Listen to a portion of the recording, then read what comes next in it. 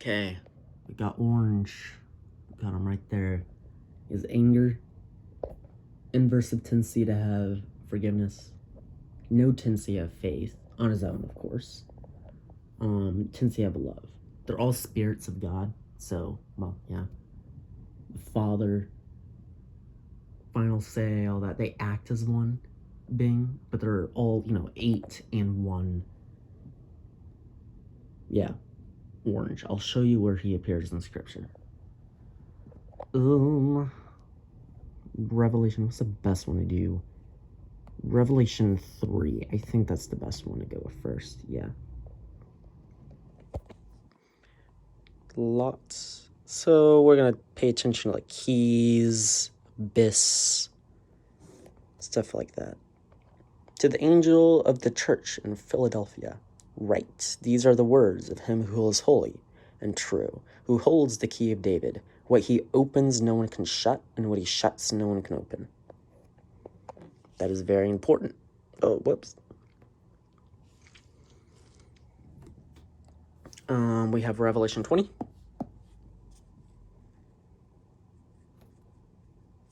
And I saw an angel coming down out of heaven, having the key to the abyss, and holding in his hand a great chain. He seized the dragon, the ancient serpent, who is the devil, or Satan, and bound him for 1,000 years. He threw him into the abyss and locked it and sealed it over him, to keep him from deceiving the nations any more until the 1,000 years were ended. After that, he must be set free for a short time. So far, looking like it possibly could be connected. Now, Revelation 8 is very, very important. Then we'll get to the last chapter, which is the most important, Revelation 9. Verse 13, as I watched, I heard an eagle that was flying in midair call out in a loud voice, "Woe, woe, woe to the inhabitants of the earth, because of the trumpet blast about to be sounded by the other 3 angels." Woe, says the eagle. It's an eagle. Well, where's an eagle? Green? Green soul from Jesus' greatest command. Eagle. Where's green here? Where is it? This is Revelation 8. So if I click this arrow,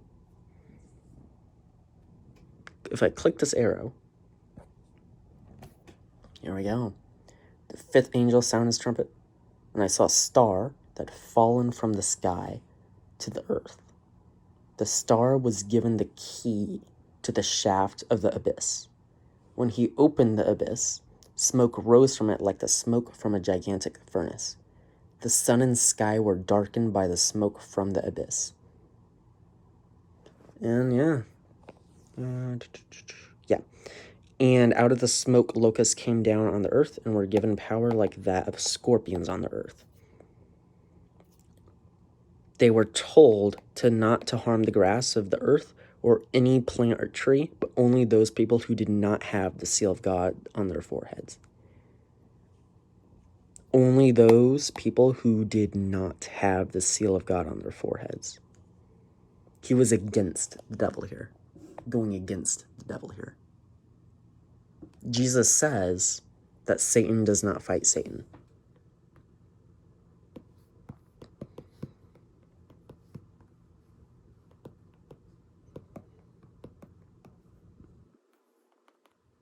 No. Does not fight. If Satan drives out Satan, he's divided against himself.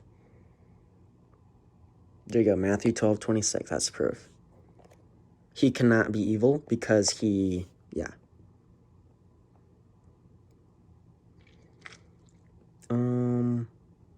what else was I going to show? Something else. Oh yeah, there was something else in here. Revelation 14. We see orange again.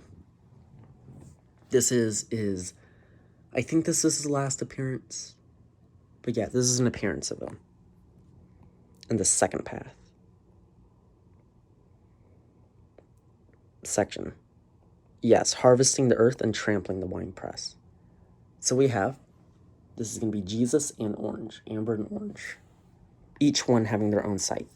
I looked, and there before me was a white cloud, and seated on the cloud was one like a son of man, with a crown of gold on his head and a sharp sickle in hand. If you want to know what a sickle is, this is where I believe the Grim Reaper comes from.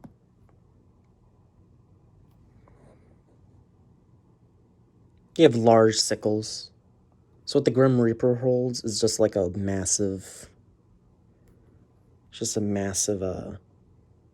sickle. Yeah. With a sickle in his hand. Then another angel came out of the temple and called in a loud voice to him who was sitting on the cloud, "Take your sickle and reap, because the time to reap has come, for the harvest of the earth is ripe." So he who was seated on the cloud swung his sickle over the earth, and the earth was harvested. That what just happened? That was Jesus. Another angel came out of the temple in heaven, and he too had a sharp sickle. This is someone separate. Still another angel who had charge of the fire. Who has charge of the fire? The Father. Came from the altar and called in a loud voice to him who had the sharp sickle. "Take your sharp sickle and gather the clusters of grapes from the earth's vine, because its grapes are ripe." The angel swung his sickle on the earth, gathered its grapes, and threw them into the great winepress of God's wrath. They were trampled in the winepress outside the city, and blood flowed out of the press, rising as high as the horse's bridle, so about waist height, for a distance of 1,600 stadia. I don't know how many miles that is, but that's in hundreds of miles. And that is a long, long distance. Anyways, that's his other appearance. There may be another appearance I'm forgetting of orange. Yes, there is one more appearance. Revelation 10:4.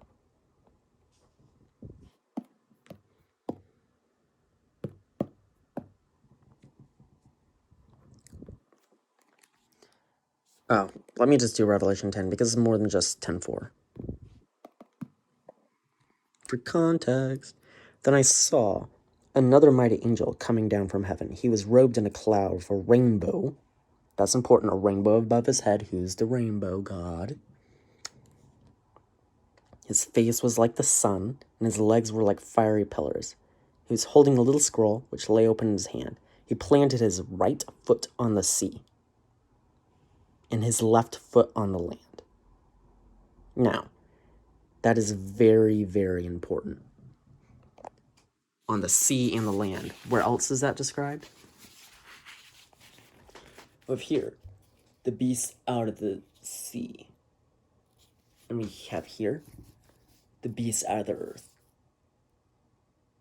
And we know that this one, this head, the center head of the beast out of the sea, is the false Messiah. And we know that this is the false Messiah. This is the false prophet. This is the beast out of the sea. This is the beast out of the earth. They are the same. From Daniel 7, the first beast. We know that's what they are. Now keep this in mind, the red and green and red and blue. Go back here. Now we have Tensei of Love, which is this yellow that's back in. Where's red and green? Here. Where's red and blue? Here. Orange and amber. We have his right foot on the sea and his left foot on the land. And he gave a shout like the roar of the lion. When he shouted, the voices of the seven thunders spoke. And when the seven thunders spoke, I was about to write, but I heard a voice from heaven say, "Seal up what the seven thunders have said and do not write it down." Kind of suspicious. Why would God want that to be not written down? Because they say their identities. And the angel I see is...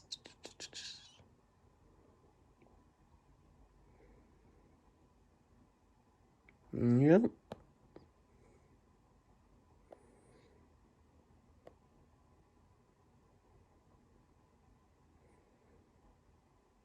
Yeah.